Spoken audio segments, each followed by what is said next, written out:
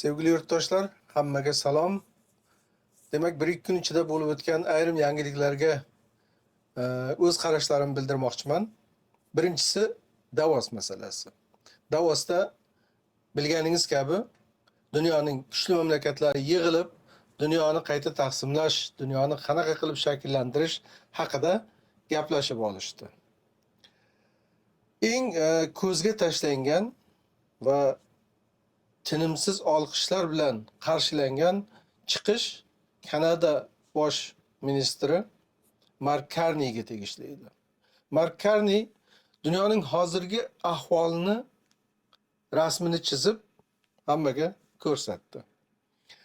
Undan keyin Zelenskiy chiqishi bo'ldi. Zelenskiy chiqishi ham juda mazmunli edi.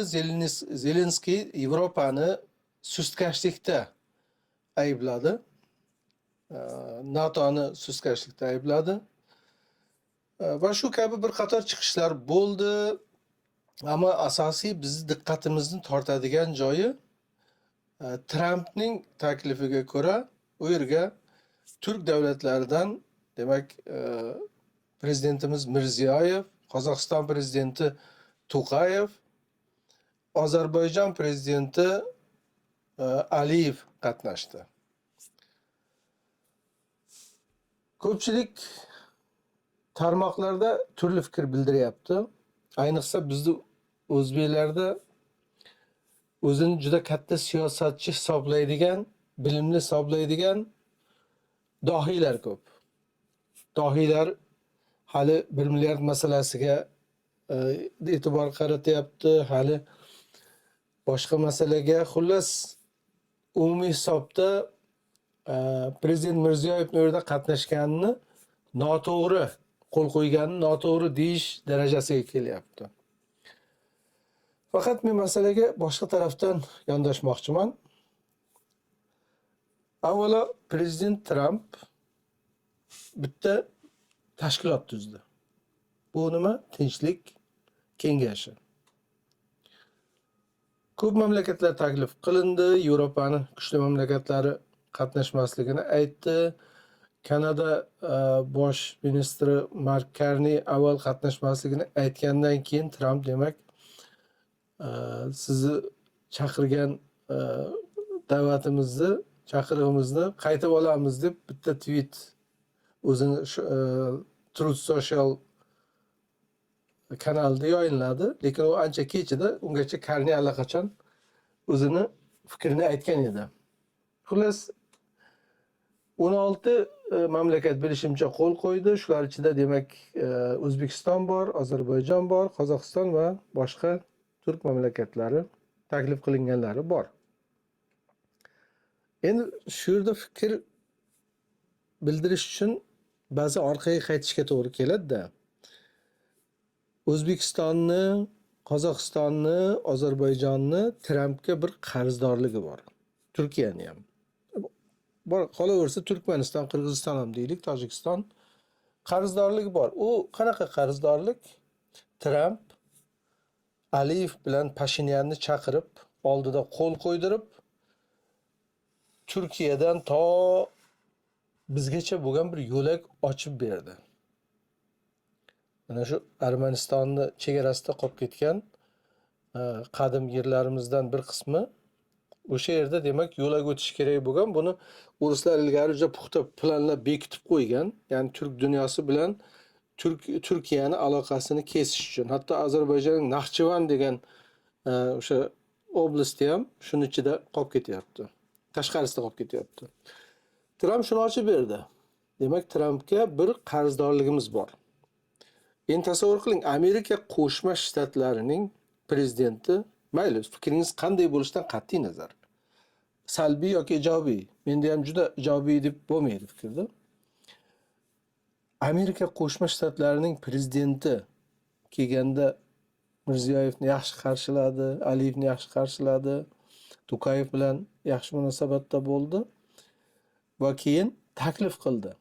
O'sha yerga kelinglar birgalikda, demak, tinchlik kengashiga sizlar ham kiringlar, birgalikda ishlaylik dedi. 1 milliard e'lon qilingan baho, lekin bu 1 milliard degani hozir shartda olib borib to'lab qo'yiladigan pul emas. 3 yildan keyin agar yana qolmoqchi bo'lsa, uzaytirmoqchi bo'lsa, bir marta to'lanadigan 1 milliard pul. Masala pulda emas.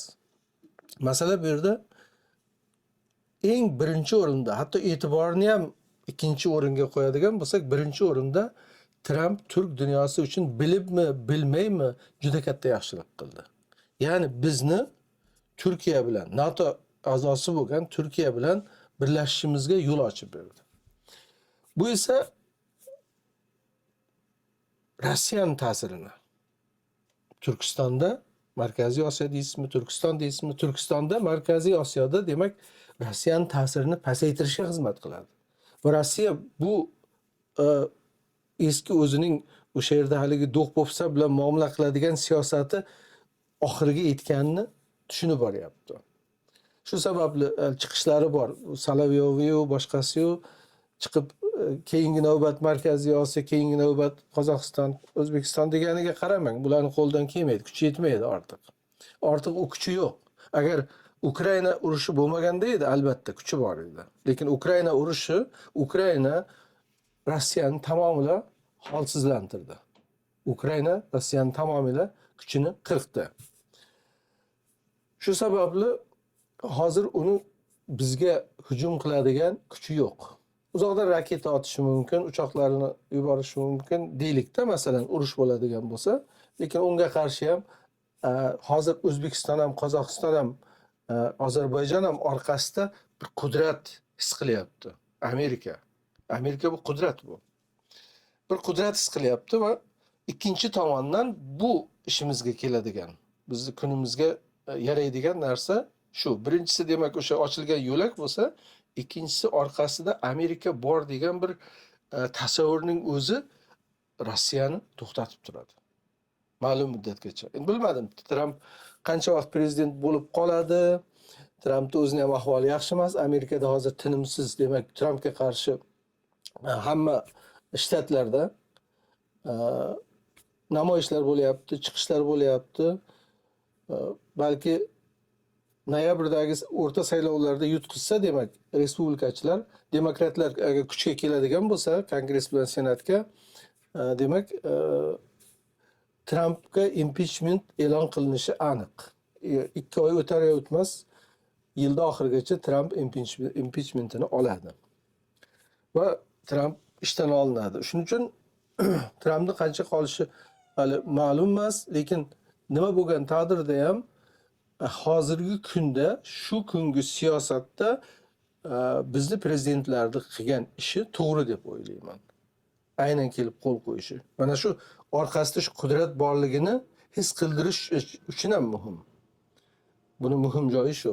Ikkinchidan, endi u tinchlik kengashi degan narsa Trump ishdan ketadigan bo'lsa, u yashab qoladigan bir narsa emas. Trump ketgandan keyin buni hech kim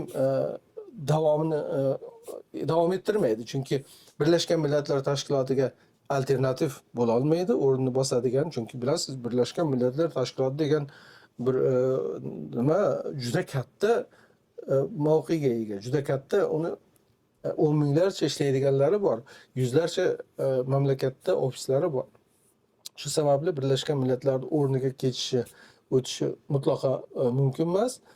Hozircha uni na ust qurma tashkiloti bor, na ost qurma tashkiloti bor. Ya'ni bir shaklda bu yashab qolish uchun hech bir sharoiti yo'q. Lekin hozirgi kunda siyosatda balkim kerakdir. Shu sababli bizdan o'sha o'zidan aqlli yasab olgan siyosatchiman degan siyosatning harfini tushunmaydiganlar xalq boshini aylantirib har xil mish-mish tarqatmasligi kerak. To'g'ri, biz O'zbekiston mamlakatini har taraflama rivojlanishiga, har taraflama demak o'zini oyog'ida turishiga tarafdormiz har doim. Va biz O'zbekiston hukumatini prezidenti bo'ladimi, ijroiy hukumati, boshqa oliy hukumati bo'ladimi, oliy majlisi, to'g'rilarini to'g'ri deymiz, noto'g'ri bo'lsa noto'g'ri deymiz. Lekin mana shu qadam to'g'ri bo'lganligini ichimizdan tan olishimiz kerak. Chunki bu juda katta voqea. Turk dunyosini birlashishi juda katta voqea. Turk dunyosini birlashishiga qarshi bo'lganlar kimlar? Birinchi o'rinda Rossiya, ikkinchi o'rinda Xitoy. Uchinchi o'rinda Eron. To'rtinchi o'rinda endi qo'yaverasiz endi arablar, chunki arab siyosati arablarda yillar davomida O'zbekistonda nafaqat O'zbekistonda, balki o'sha Qozog'iston, Qirg'izistonlarda ham olib borgan hali missionerlik siyosati ma'lum miqdorda cheklanadi. Missionerlik siyosati deganimizda O'zbekistonda ilgari diniy qatlam mo'tadil degan bir tushunchaga mos kelardi. Ya'ni birov bilan ishi yo'q edi. Namozni o'qiydigan borib namozini o'qirdi, ibodatini qiladigan ibodatini qilardi, birovning ishi yo'q edi. Ro'za tutmoqchi bo'lgan birovning ishi yo'q edi. Birovning ro'moliga ham, birovning soqoliga ham birovning ishi yo'q edi. Lekin keyingi paytlarda o'sha hammalari shayx deb hozir osmonga ko'tar qilayotgan asli eski KGBning xodimi bo'lgan Muhammad Sodiqning xoinligi tufayli O'zbekistonga vahobiy oqimi olib kirildi. O'zbekistonga vahobiy oqim o'sha nimasi oqimi olib kirildi. Ularni O'zbekistonda hozir qarang, yoshlar mo'ylov qo'yadi-da, mana soqolni mana bu yerni olib tashlaydi. Bu vahobiy usuli. Mana bu yerni qirib, tozalab, keyin mana bu yerda qo'ygani, bular hammasi vahobiy usuli. Shu sababli bu ta'sir ham kamayadi. Ya'ni biz juda ko'p jihatdan yutamiz. Endi Xitoy juda katta mamlakat. Xitoyning harbiy hozir qudrati hatto Rossiyadan ustun. Agar Rossiyani o'sha yadro boshliqlarini hisobga olmasak, Xitoy bir necha qat Rossiyadan oldinda. Amerikaga yetishay deb qolgan payti. Shuning uchun Xitoyga ham albatta yoqmaydi, lekin Xitoy agar orqasida Amerika turibdi degan bir tushunchani qabul qiladigan bo'lsa, Xitoy ham ochiqchasiga turk dunyosi birlashishiga qarshi chiqmaydi. Zimdan qarshilik ko'rsatishi mumkin, lekin ochiqchasiga mushtini do'laytirib qarshi chiqmaydi. Rossiya ham xuddi o'shanaqa. Trampning siyosatini ko'pchilik tushunmaydi. Men ham aslida tushunmayman-da, lekin ba'zi bir fikrlarim bor. Nima uchun bu Rossiyani shunchalik o'ziga yaqin olib, Ukrainaga hatto ba'zan bilasiz Zelenskiyga hujum qilib turadi, uni har turli ayblaydi va bu shu jarayon ichida buni qilgan ishlariga bir qarang. Eronni bombaladi. Venezuelani prezidentini olib kelib qamoqqa qo'yib qo'ydi. Rossiyaning tankerlarini bitta ushlab neftlarini haligi qo'lga kirityapti. Yevropa bilan go'yoki janjal ustida turganday bo'lib, hali nima deydi, o'sha boshqalarga ko'z nimasi beryapti-da. Buni bitta maqoli bor, agar dushman qo'rqsin desang, o'zingnikini ur deydi, avval deydi. Turklarda tarqalgan maqol. Shunaqa bir usulda siyosat olib boryapti deb tushunaman. Endi ba'zi birovlar uning sog'ligi haqidagi savollarni ham berishadi. Buni albatta Amerika xalqi hal qiladi. Amerika kuchli bir nimaga saylovchi xalqiga ega. Ilgarida buni vaqt ko'rsatadi, lekin hozirgi paytda olib borayotgan siyosati Rossiyani maqtab uni e'tiborini, uni kuchini pasaytirishdan iborat bo'lyapti. Bilib yo bilmay. Lekin men bilmay qilayotganiga juda ishonmayman, chunki Trump juda ko'p yillar biznes bilan shug'ullangan. O'tgan safar Baydendan oldin 4 yil prezidentlik qildi. Hozir yana qaytib keldi. Uni atrofida o'ziga xos bilingan bir qatlam bor, rasmiy bilinmagan yana qandaydir maslahatchilari, kuchlari bo'lsa kerak deb taxmin qilaman. Xullas, endi masala Solovyov bilan Dugin degan haligi sersoqol nimaga kelsak, fashistga kelsak, bularni so'kayapmiz, so'kishimiz kerak. Chunki so'kishga ularni so'kishda haq qilishadi. Galalashib, to'dalashib kelib so'kaverish kerak, lekin bilasizmi, bularga medal ham berish kerak. Nima uchun medal berish kerak? Bular bizni ogohlantirib qo'yyapti. Balki buni to'g'ri o'qish kerak-da siyosatini. Bu ertaga Kreml nima qilmoqchi ekanligini bizga tushuntirib qo'yyaptiki, bizda vaqt paydo bo'lyapti. Tayyorgarlik ko'rish vaqti paydo bo'lyapti, imkoniyati paydo bo'lyapti. Shu sababli ham bularga ogohlantirganing uchun degan bir medal ta'sis qilib medal berish kerak. So'kish ham kerak, medal ham berish kerak-da. Eng muhimi, mana biz bilyapmiz kelajakdagi reja nimadan iborat ekanligini. Uni davlat ko'rib turibdi. O'zbekiston davlati, aminmanki, u yerda ham aqli butun siyosatchilar bor deb o'ylayman. Har holda umid qilaman.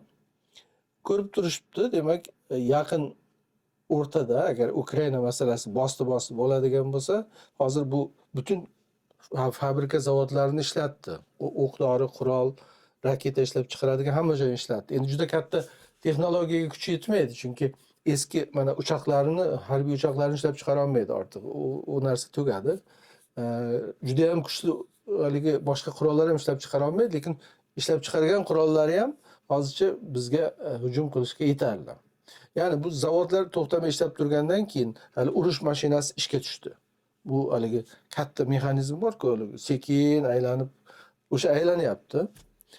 Shuning uchun bu Ukraina masalasi bosdi bo'ladigan bo'lsa, albatta bir urinib ko'radi. Qozog'istonga birinchi, ya'ni Qozog'iston nima deydi, territorial jihatdan juda katta bo'lgani bilan aholi kam, askari ham yetarli emas, lekin Qozog'istonga to'g'ridan agar bir shaklda ta'sir o'tkazishga harakat qilsa, harbiy ta'sir. Xitoy qarab turmaydi, chunki Xitoy Qozog'istonni o'zini hisoblaydi. Gapni ochiqcha aytishimiz kerak. Xitoy o'zini hisoblaydi. Xitoy nafaqat Qozog'iston, O'zbekistonni ham o'zini hisoblaydi. Ya'ni kelajakdagi bizning yerlarimiz deb qaraydi. Va shu sababli turk davlatlarini birlashishi, Turon tashkil bo'lishi juda muhim masala. Buni aytamanki, o'sha O'zbekistonda ham aqli butun siyosatchilar bordir va ular tushunayotgandir va shunga ko'ra harakat qilayotgandir degan umiddaman. Shuning uchun bu kabi propagandachilarga e'tibor qilish kerak. Bular o'sha Kremldan, boshqadan balki topshiriq olgandir. Shuni sekin-sekin xalq orasiga yoyasan, xalqimizni tayyorlaysan deb. Lekin bizga tayyorgarlik uchun hozir vaqt bor. Ukraina urushib turgan paytda vaqt bor. Nima qilish kerak? Eng muhim, hozirgi dunyoni urushlarini qanaqa bo'lishini ko'rdik. Raketa va dron. Raketa va dron. Tanka, boshqa hali zirhli ulovlar hammasi, ular ham kerakdir, lekin ular urushda hech qanaqa rol o'ynamay qoldi ortiq. Ortiq demak droni borlar, o'sha uzoqqa otadigan, ovozdan 3-4 qat tez uchadigan, 10 qat tez uchadigan raketalari borlar hozir urushni yutadi. Ironni ko'rdingiz mana. Isroil unga hujum qildi. Isroilni 12 kunda tarixda misli ko'rilmagan mag'lubiyatga uchratdi. Isroil hali barpo bo'lganidan beri bunaqa zarba olgani yo'q edi. Isroilning eng markazdagi, eng o'sha harbiy razvedkasini binolarigacha bombaladi Eron. Ko'rib turganingizdek, yillar davomida demak Eron bo'sh o'tirgan emas. O'zining raketa sistemasini rivojlantirgan. Bilganki qachondir hujum bo'ladi, qachondir javob berish kerak bo'ladi. Mana xuddi shu shaklda O'zbekiston ham raketa texnologiyasini rivojlantirish kerak, qurol yarog' ishlab chiqarish, boshqa yo'llarini qilish kerak, dron ishlab chiqish kerak va eng muhimi dronni ishlatadigan askarlar tayyorlash kerak. Dron, masalan, bir 5 million, 10 million dron ishlab chiqarish kerak va eng kamida 15-20 ming dronni ishlatadigan, ustalik bilan ishlatadigan askar tayyorlash kerak. Kerak bo'lsa, dron bilan hozir kuchli shug'ullanayotgan mamlakatlardan yordam olish kerak, kerak bo'lsa Ukrainadan yordam olish kerak, ularning tajribasini o'rganish kerak. Ochiqchasiga emas, albatta ochiqchasiga bo'lsa Rossiya bilan juda ham ora buziladi. Yashirincha bo'lib ham qilish mumkin deb o'ylayman. Xullas shunaqa gaplar. Endi Sherzod Qudratxo'jayev domla bir gap aytdi. Bu butun o'rus nimasi tarmoqlari yiqildi. Ya'ni O'zbekiston, Qozog'iston, Markaziy Osiyo o'zining yadro quroliga ega bo'lish kerak degan gapi bularni butunlay haligi qildi. Nimasidan chiqarib yubordi, orbitasidan. Ularni aylanib turgan orbitasidan o'zlari bilmagan holda chiqib ketdi. Qizig'i, albatta hammamiz tushunamiz, O'zbekistonni yadro quroli yaratish kuchi yo'q. Uning uchun avvalo reaktor kerak. Ilgari bir reaktor bor edi. Ilmiy ishlar uchun ishlatilgan, yadro fizika instituti tarafidan ishlatilgan Ulug'bekdagi reaktor bor edi, lekin reaktor Karimov paytida adashmasam 96-yilda reaktorni butunlay to'xtatib, uni nima qilib, ustini qoplab, ichidagi butun kerakli nimalarni Moskva olib chiqib ketgan. Ya'ni bizda O'zbekistonda reaktor yo'q. Eski bor reaktor ham yo'q. Ya'ni uning uchun reaktor qurishingiz kerak. Uni boyituvchi butun haligi nimalarni qurish kerak-da. Undan tashqari juda katta energiya kerak. Bu narsa O'zbekistonda hozir yo'q. Unga yetarli puli yo'q. Qozog'istonda u ham unchalik darajada pul ajrata olmaydi bu ishga. Shu sababli yaqin o'rtada biron bir yadro quroli yaratish haqida gap ham bo'lishi mumkin emas O'zbekistonda, lekin o'sha yadrosiz raketalarni ishlab chiqish mumkin. Bombalar juda katta vayron kuchiga ega bo'lgan bombalar ishlab chiqish mumkin. Bundan tashqari dronda ishlatadigan, dron ko'taradigan bombalar ishlab chiqish kerak. Va hokazo. Undan eng muhim bo'lgani harbiy tayyorgarlikni boshlash kerak. Harbiy boshdan o'sha eski Sovetdagiga o'xshatib 18 yoshga to'ldimi? 2 yil, hali pullik emas, 3 oylik, 5 oylik emas, 2 oylik emas. O'sha 2 yillik xizmat, yo'qmasa 1,5 yillik xizmatni yo'lga qo'yish kerak. Hamma yoppasiga.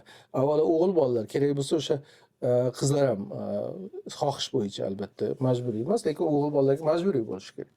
Majburiy xizmat bo'lishi kerak. Bu yerda albatta buni juda aniq ishlab chiqish kerak. Bu yerda boyagi yosh askarlarni eskilari xo'rlaydigan boshqa nimalarga mutlaq yo'l qo'ymaslik kerak. Kerak bo'lsa o'sha aytganimdek xohish bo'yicha qizlarni olish mumkin. Eskida Sovet paytidagiga o'xshatib o'sha medpersonal sifatida yo bo'lmasa merganlik keyingi paytlarda dunyoda eng ko'p tarqalgan narsa ayollar xizmatga olinsa, hatto Isroilda ham shunaqa ko'pincha merganlikka olishadi. Merganlik endi uzoqdan turib boyagi yuzma-yuz jangga kirmaydi, uzoqdan turib urushadigan shu merganlik ishiga olishadi. Hatto Checheniston urushida ham, o'sha 90-yillardagi 2 marta Checheniston urushida ham chechen qizlari merganlik qilgan. Dudayev o'sha paytda tayyorlatgan uni va juda katta shov-shuv bo'lgandi chechen merganlari degan gap. Ya'ni shu kabi ishlarga demak qizlarni ham jalb qilish mumkin xohishga ko'ra.